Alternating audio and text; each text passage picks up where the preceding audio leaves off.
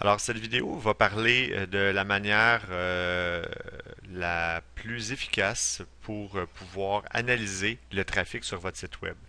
Alors, on va parler principalement d'un outil qui s'appelle Google Analytics, qui est disponible à l'adresse google.com/analytics, juste ici. Alors, lorsque il faut évidemment avoir un compte Google avec lequel on est connecté, on doit associer le service de Google Analytics à un compte Google. Ici, on est déjà connecté. Lorsqu'on accède à Google Analytics, qu'est-ce qui arrive? C'est qu'on voit évidemment certains sites web qu'on a entrés précédemment. Alors, il faut être le propriétaire de ces sites-là pour pouvoir les analyser correctement. Et il y a une certaine sécurité et vous allez voir de quelle façon est-ce qu'on peut effectuer cette sécurité-là. Donc, ce qu'on va faire, c'est qu'on va entrer pour débuter dans l'interface d'administration juste ici, à droite. Ensuite de ça, on va créer un nouveau compte sur un site web qui est complètement fictif. Alors, je dirais, disons, le nom du compte, là, je vais l'appeler Fiction Pure.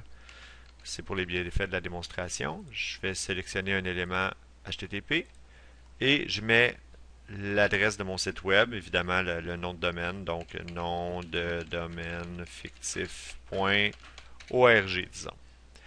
Ensuite de ça, j'indique le fuseau horaire. C'est important, étant donné qu'on va avoir une analyse en fonction des heures de la journée. Donc, on veut se référer à nous et on dit que c'est l'Est de Montréal. On peut choisir ou non de partager nos données avec Google Analytics.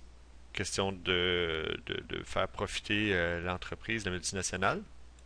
Si vous désirez de ne pas le faire, ben vous avez juste à cliquer non, tout simplement, c'est à votre guise. Contrat d'utilisation, vous devez lire le contrat de A jusqu'à Z en fonction de votre pays. Alors, pour bien comprendre les différents termes, vous acceptez les conditions. C'est comme un oui, je le veux, mais ça fait moins mal qu'un mariage. Et vous cliquez sur créer un compte. Alors, à ce moment-là, c'est très simple. On va juste se demander, là, indiquer qu'on fait notre suivi uniquement sur un seul domaine. Et par la suite, on a tout simplement qu'à aller chercher ce code-là et on copie ça sur notre site. Alors, on va prendre le index.html, un index.html quelconque. J'ouvre le site. Et évidemment, on sait qu'on va travailler à l'intérieur de la balise head. Alors, il s'agit de coller ce code-là directement dans la balise head. Alors, c'est tout. C'est aussi simple que ça. On enregistre le tout et c'est terminé. Alors, évidemment, il faut publier notre site web, attendre un peu, attendre disons, quelques jours, sinon quelques semaines pour avoir un peu de statistiques dignes de ce nom. Par la suite, ben, ce qu'on va voir, si on revient à la page d'accueil, on va vous donner un exemple avec le site de Moodle de l'école. Si on revient à la page d'accueil, on va chercher Moodle et Mika pour voir un peu qu'est-ce que ça peut avoir de l'air. Et puis là, ben, on va avoir différents types d'analyses. Donc, des visites, des durées moyennes de la visite. Alors, ce ne sont pas des statistiques qui sont pertinentes ici, là, dans notre cas, parce que le Google Analytics a été appliqué sur une petite partie du site Moodle.